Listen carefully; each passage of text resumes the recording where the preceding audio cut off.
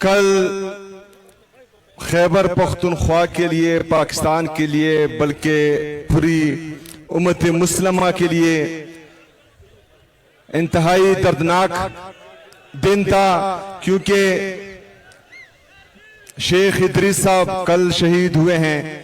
تو میں چاہتا ہوں کہ میری تقریر سے پہلے ہم اس کے درجات بلندی کے لیے، جنت الفردوس کے لیے، اصال و ثواب کے لیے دعا فرمائیں۔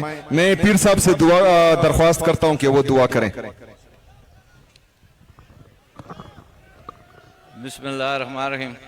اعوذ باللہ من الشیطان الرجیم، بسم اللہ الرحمن الرحیم۔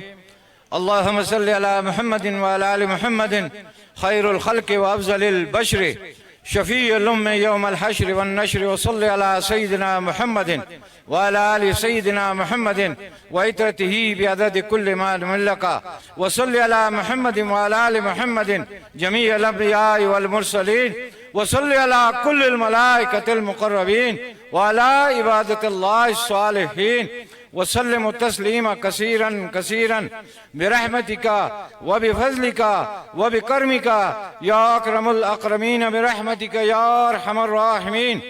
یا مولا کریم، اس درود السلام کے صدقے اپنے محبوب پاک کے ہم سب کی توبہ قبول فرما۔ یا اللہ ہماری توبہ قبول فرما، ہمیں سرکار مدینہ کے نقش قدم پہ چلنے کی توفیق عطا فرما۔ یا اللہ جو شہید اس دنیا سے چلے گئے سب کی بخشش فرما، ان کے درجات بلند فرما۔ یا اللہ بالخصوصاً شیخ الحدیث مولانا ادریس صاحب رحمت اللہ مزلہ، اللہ پاک ان کو جنت میں اعلیٰ درجہ اعلیٰ مقام عطا فرمائے۔ اللہ پاک ان کے اہل خانہ کو صبر و استقامت عطا فرمائے۔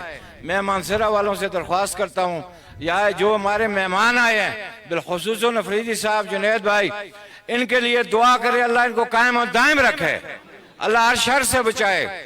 خان صاحب کو اللہ پاک جلد از جلد عزت کے ساتھ رہائی عطا فرمائے، کل عالم امت رسول پہ رحم فرمائے۔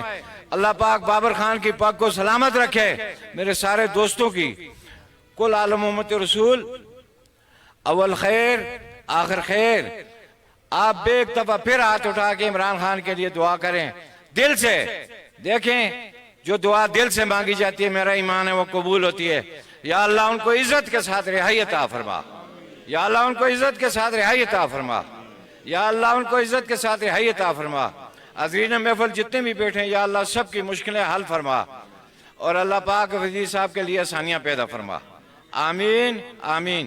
اللہم صلی علی محمد وعلی آل محمد وبارک وسلم وصلو علیہ وسلم تسلیما۔ اللہم ربنا آتنا فی الدنیا حسنۃ وفی الآخرۃ حسنۃ وقنا عذاب النار۔